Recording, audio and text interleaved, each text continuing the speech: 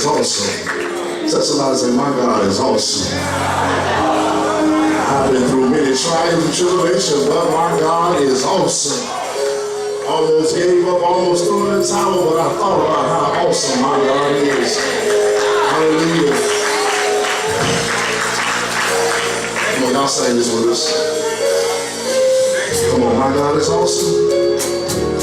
My God is awesome. He can move mountains. He can move mountains. Keep me in the valley. Keep me in the valley. Hide me from the rain. Hide me from the rain. Come on, say, my God. My God is awesome. Heals me when I'm broken. Heals me when I'm broken. Yeah. Strength when I'm weak. Forever he will reign. Forever he will reign. Come on, let me say that one time. My God is awesome. My God is awesome. He can move mountains. He can move mountains. Keep me in the valley. Keep me in the valley. Hide me from the rain. Hide me from the rain. Come on, say, my God is awesome. My God is awesome. Heals me. Heals me when I'm low. Strength where I've been weak. Strength where I've been weak. Forever he will reign. Forever he will reign. My God is awesome. My God is awesome. Yeah, he's awesome. Yeah. He's awesome, yeah. Yeah, he's awesome.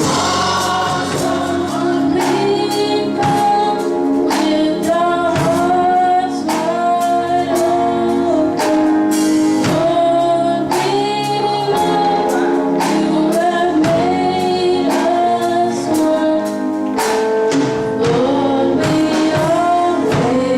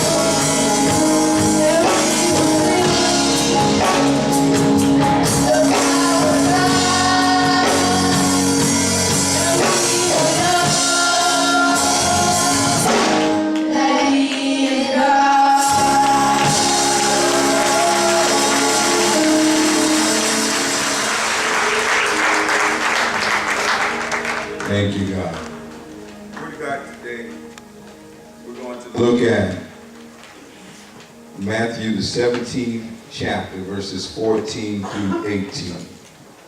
Matthew chapter 17, verses 14 through 18. Scripture says, when they arrived at the foot of the mountain, a huge crowd was waiting for them. A man came and knelt before Jesus and said, Lord, have mercy on my son, because he has seizures and suffers terribly. He often falls into the fire or into the water. So I brought him to your disciples, but they couldn't heal him. Jesus replied, you stubborn, faithless people, how long must I be with you until you believe? How long must I put up with you? Bring the boy to me. Then Jesus rebuked the demon in the boy, and it left him. From that moment, the boy was well. Title of today's word is, I'm still here. I'm still here.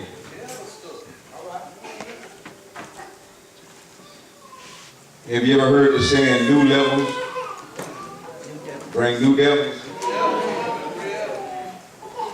I think enough people heard it. I can probably put my money on it being true. New levels bring new devils. Everybody want to get to a new level. Yes, sir. Don't nobody want to deal with the new devil. Sometimes we look at the life of others, and when we look at that life, we want what someone else has. Yes, sir. You better be sure you want what it took to get what they have. Can't ever take people's lives for granted. I've learned in my short time here on earth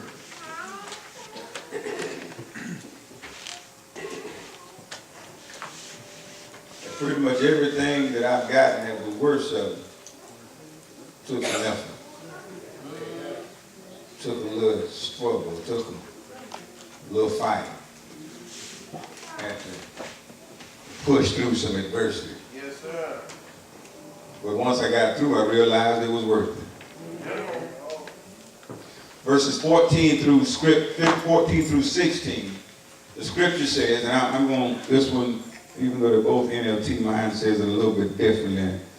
So some things that you see me read might be a little different than what you're looking at on the screen. Yes, sir. At the foot of the mountain, a large crowd was waiting for them.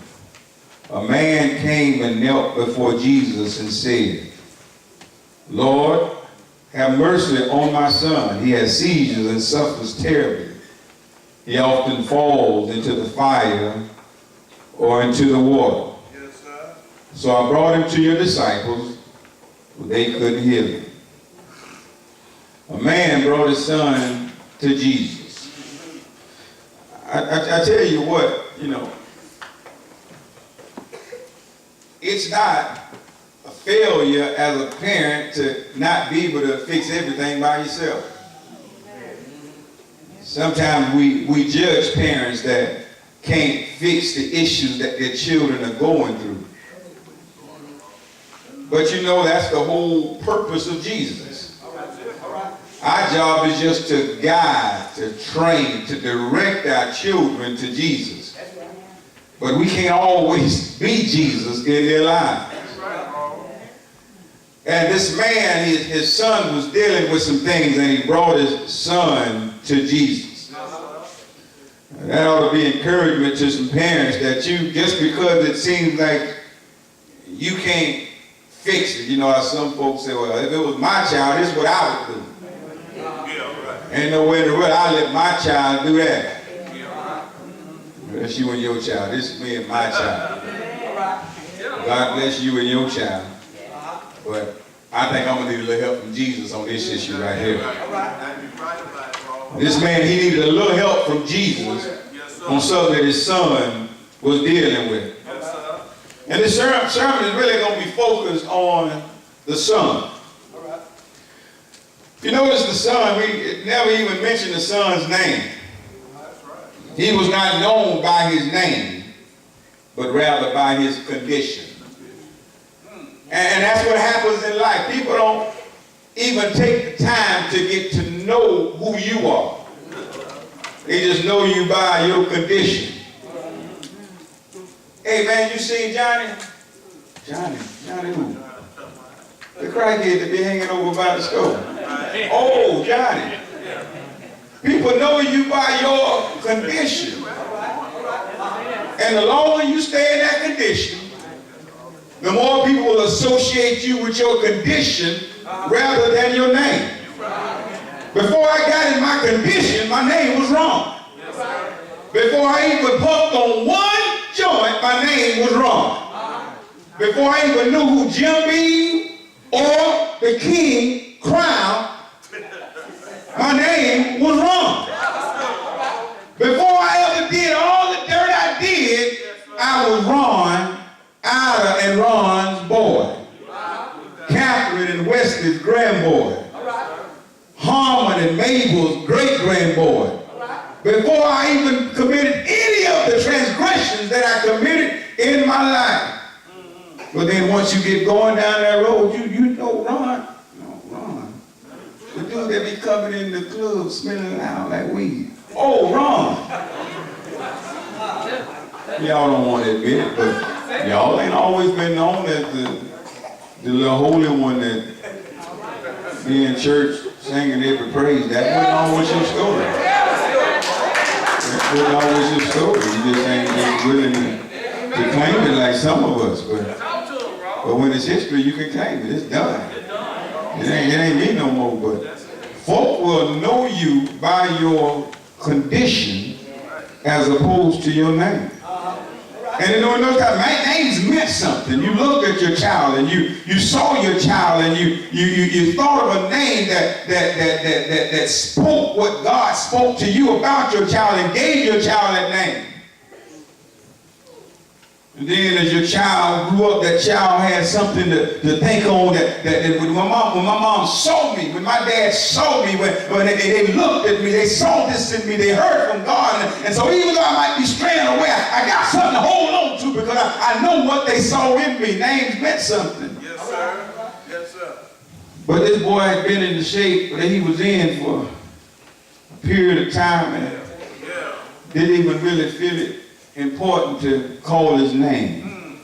He just called his condition. Anybody out there with, it seems like all folk know is your condition? You got it, bro.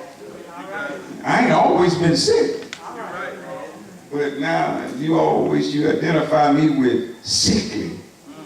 I ain't always been broken, Paul, but now you identify me. Now I'm going through a low point in my life. Now you identify me. I ain't always been divorced. But now you label me by my conditions. This son was not known by his name, but rather by his condition. Verse 17. After the man brought his son to Jesus and told Jesus that Jesus, your disciples, I took him to them. They couldn't do nothing. He was jacked up. That's why I took him to the disciples. Because Jesus, I know that you're busy. I mean, you got thousands and thousands, but your followers, I figured they hanging with you. You know, they might be able to do a little stuff. They might be able to draw on some of the stuff that you're doing and to help you out. And I took them to your disciples, and they couldn't do anything. Before instructing the man to bring his son, Jesus calls out his own disciples. Yes, sir. The disciples represent his church. That's what we are. We're disciples. We are the church. And as much as we want to act like we're in this little silo and Jesus judging everybody else, he talking about everybody. Jesus ain't concerned. Jesus he deals with those who should know better. We want to point the finger. Oh, those are bad people. Those are bad. Oh, those are real. Yeah, that's y'all. It's y'all. No. If you add this thing up, you got one finger pointing at them. But there's three more coming back at you.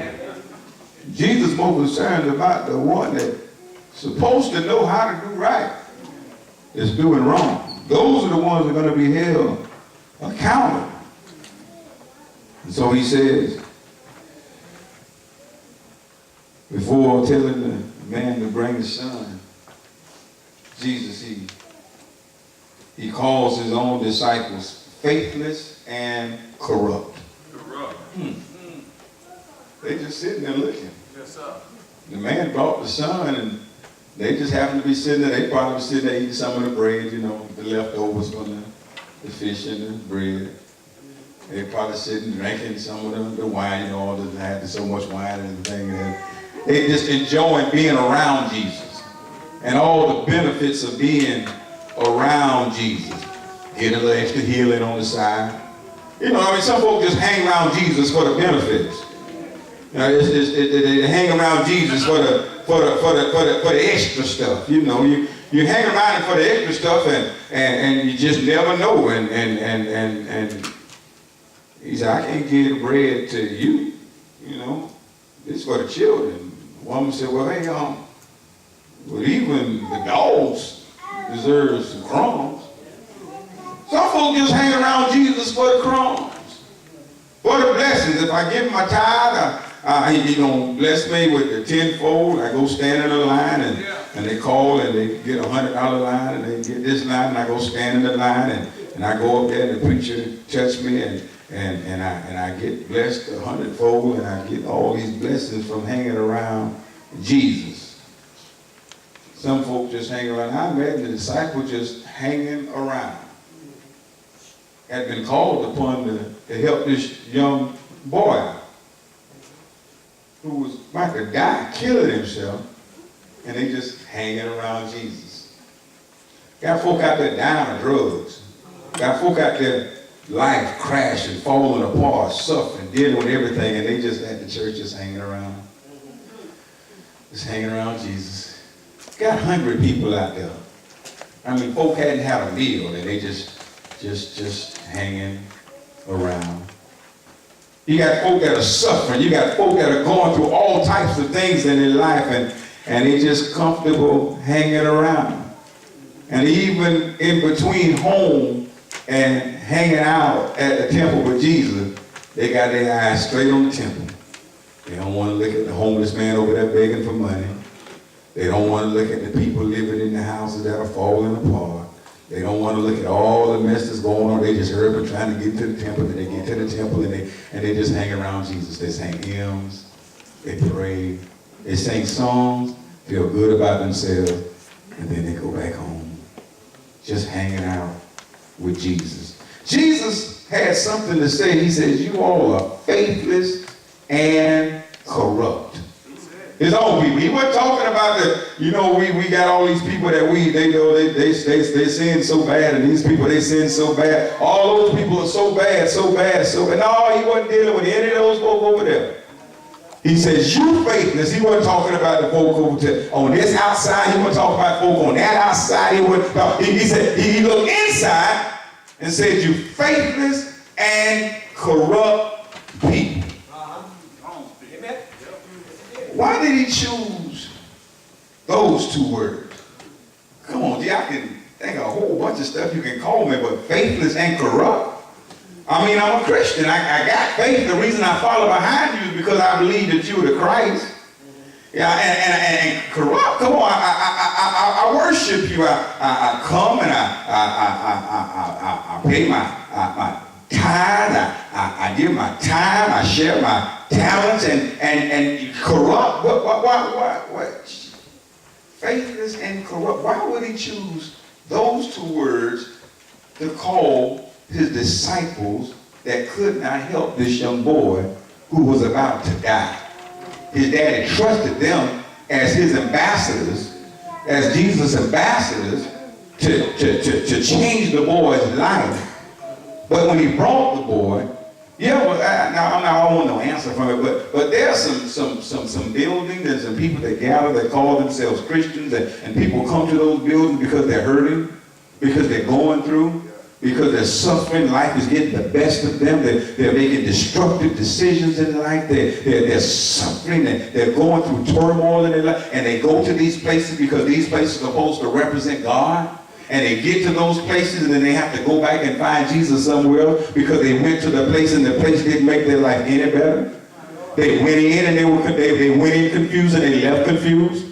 They went in, they were hoping to get a word that spoke into their life, and all they got was nonsense and gibberish, nothing of substance that could help them, that could change their life. They went in and looked to see what type of ministry were offered that could help me and could empower me to make me better. And all they saw was folks selling fish and selling this and selling that and doing a whole bunch of stuff, but doing a whole bunch of nothing. And they left because the church couldn't help them out. The church couldn't make them better. And they went back and said, Jesus, I sent my cousin, I sent my brother, I sent my friend to St. Paul,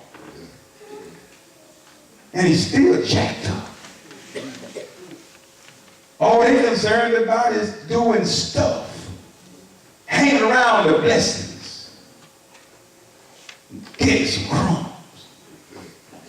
Jesus says, you faithless and corrupt people. Why did he choose those two words to express his displeasure with the effectiveness of his disciples? Y'all know Jesus is looking for effectiveness. He's looking for production. He's not looking for somebody. We're not eye candy. You know how somebody, I don't know, is it arm candy or just eye candy? But it's eye candy, but I think you put it on your arm or something. But you know how some folks just happy, folk, they can't get no good conversation, nothing stimulating, there's nothing they really get, but they make them look good. It's good, they look good on their arms. Jesus does not need us to look good on his arms. He does not need us to feel good about himself. He's God all by himself. Jesus saved us to produce.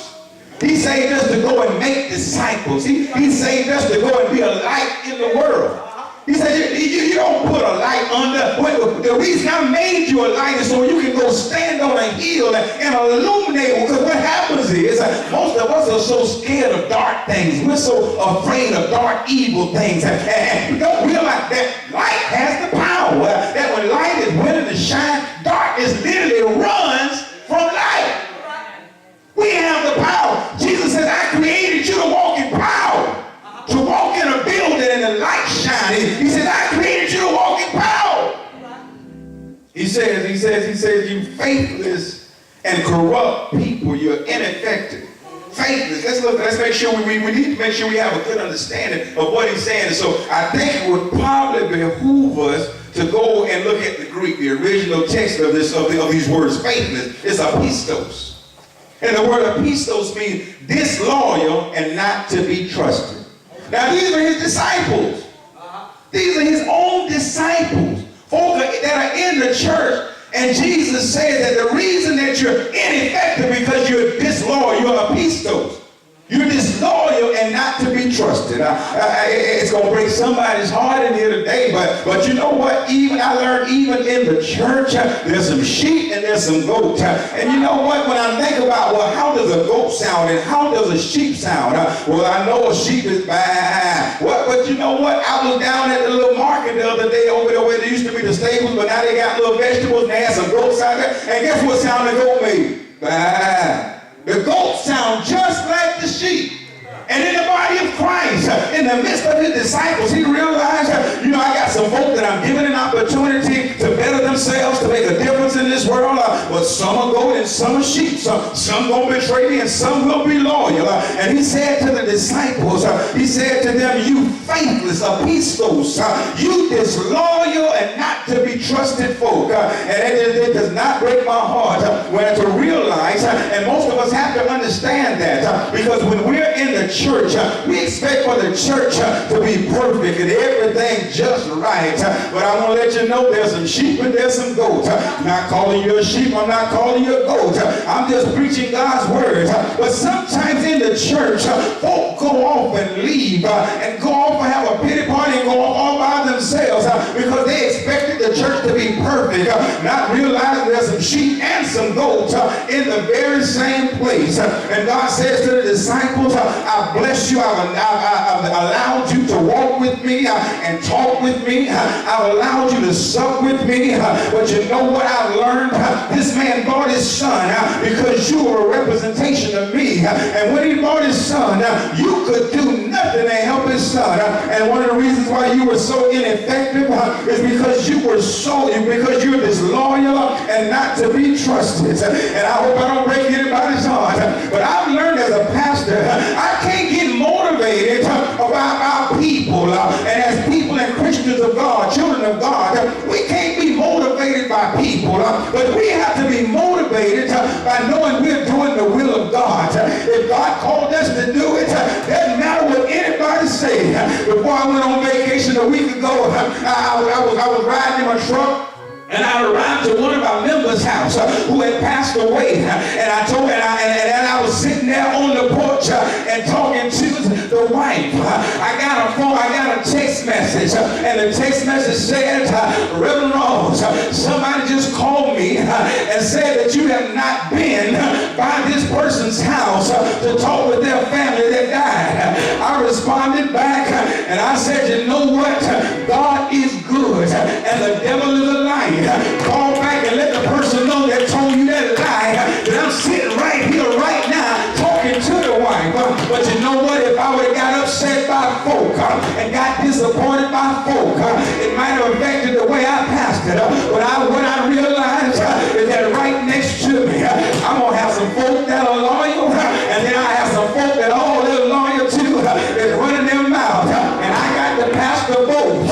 Somebody say yeah. Somebody say yeah. What am I saying to you? That the way folk act ought not disrupt the way you serve God. If God has been good to you, whether folk good or not, you ought to still be able to do the work that God called you to do. Whether folks smile in your face or stab you in the back, you ought to still be able to say, my God is an awesome God. Somebody say yeah. Somebody say yeah. The Bible says that Jesus told the disciples that some of y'all are disloyal and not to be trusted, but that's not going to stop what I'm called to do.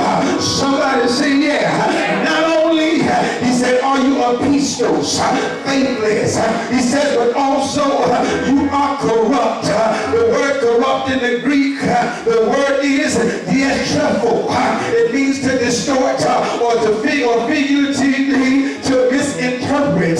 What is that saying? He says to disciples, he says, some of you, you misinterpret and you intentionally distort my word to make it fit your life. I called you to be servants. I also told you you were blessed. But somewhere down the line, when you read the scripture, that I called you to be the head and not the tail.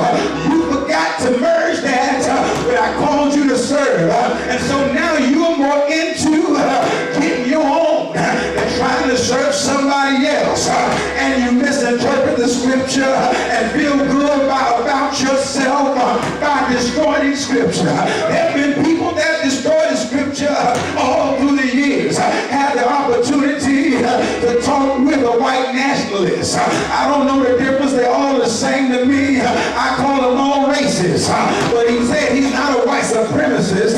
He's a white nationalist. And as we begin to talk, he began to look at scripture and try to tell me how scripture supports slavery and putting your brothers and sisters in slavery that is all a part of God's plan. And I said, you know what? You are distorting scripture because it benefited you and your people. You are distorting scripture because it worked for you. How about you at this moment being my slave and let me whip you? Because I have no problem doing it. The only reason I'm not doing it is because of the blood of Jesus. If it were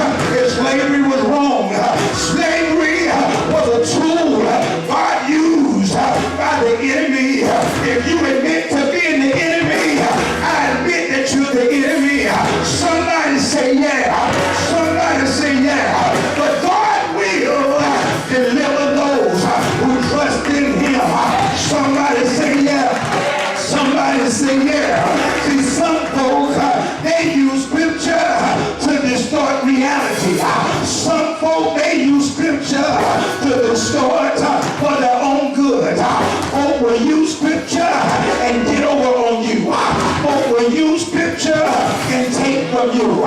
There's a preacher by the name of Paula White. She told her people that they had to give a whole month's salary in order to be blessed by God. What kind of fool don't tell the people of God to give all that God has blessed them? If God is only requiring that I give 10%, if God only requires that I give an offering, I should be ashamed of myself to stand and call myself a preacher of the word of God and put people in a situation that hurts them and not help them. Somebody say yeah. Somebody say yeah. And even if I believe in the tithe, I got to understand that the tithe was not meant to put folk in bondage. And right now, as you heard folks say, the way my bank account set up, right now, if folk in a situation where they paid their tithe, their life's gonna get cut off. As a man of God, I'm not gonna tell you to pay your tithe. I'm gonna tell you to do like the woman that only had a penny. Do what you can and be responsible and pay those that you owe. Somebody say yeah.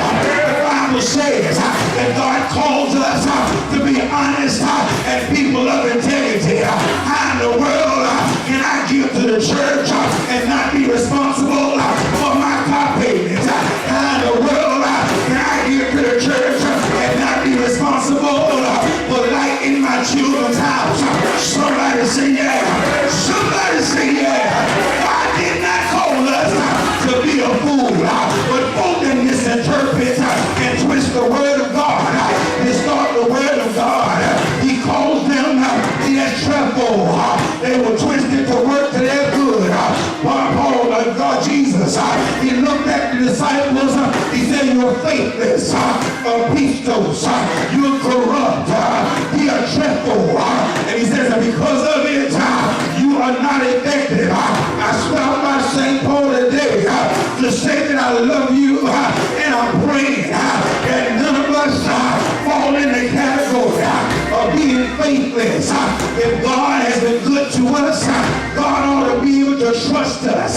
Somebody say yeah. Somebody say yeah. He ought to be able to know that he doesn't have to look around and know that Ron is standing in the gap. He ought not have to look behind and see if Ron is following in his footsteps. He ought to be able to walk through the valley of the shadow of death and know that Ron is right behind him. That Ron hadn't fallen asleep away to the left, away to the right. And then when he knows that Ron is faithful, he ought to also know that Ron is not corrupt. Ron rightly divides the word of truth, even when the word steps on his foot.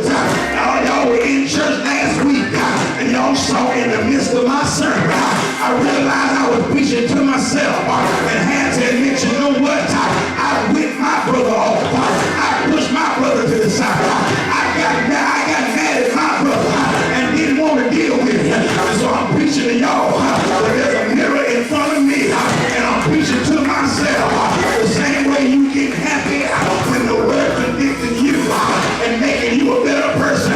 Right now I got to testify that God, you convicted me, but you're making me better.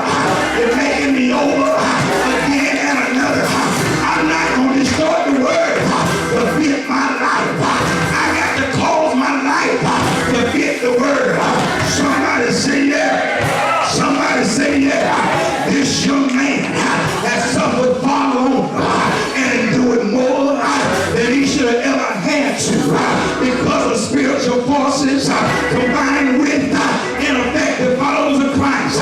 There's some folk that come to the church that will suffer longer than you should have had to suffer. They're going through longer than you should have had to go through. One, because of your issues, but two, because of ineffective followers. Somebody say yeah. This young man should have been able to come out a long time ago if the disciples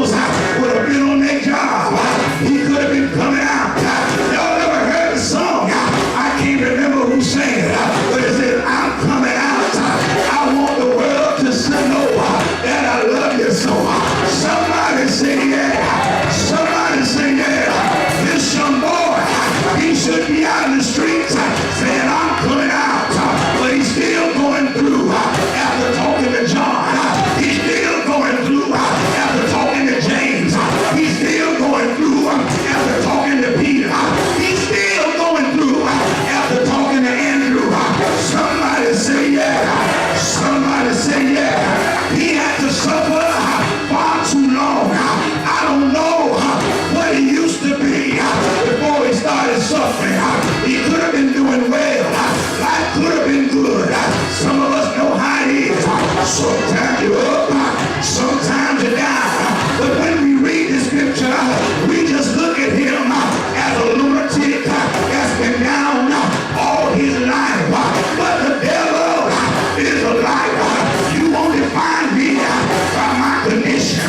You won't define me by my struggles. Somebody say yeah. Somebody say yeah. This young man had to go through far too long.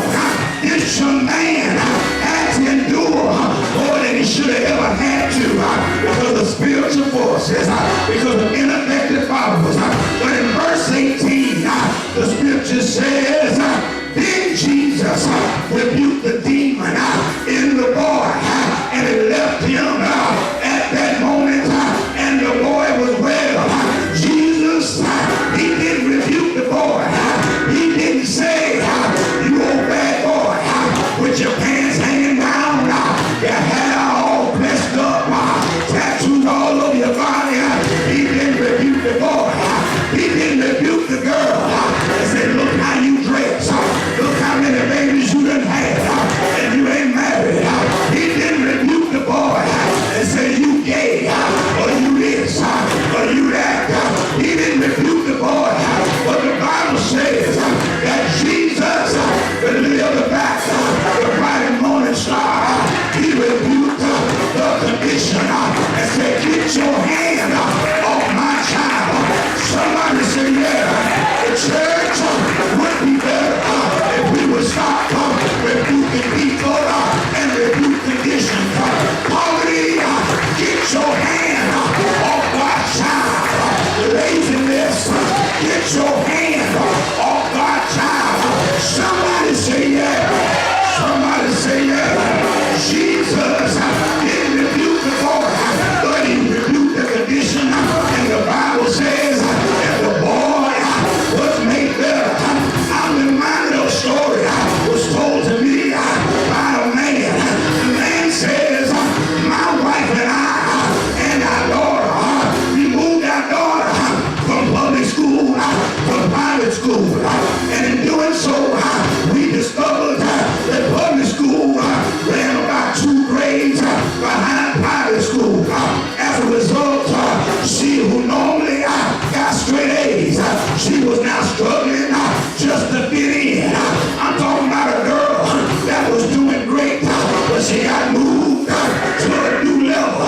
She was soaring, she was achieving, but now she found herself struggling. What am I telling you?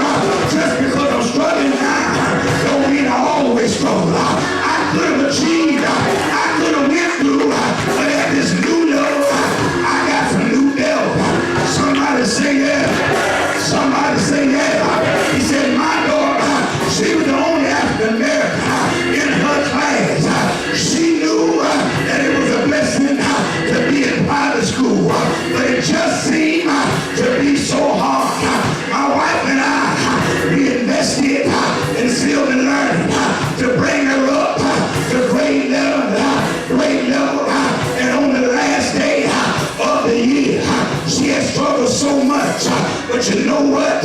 She did good and passed her final, and she was promoted to junior high.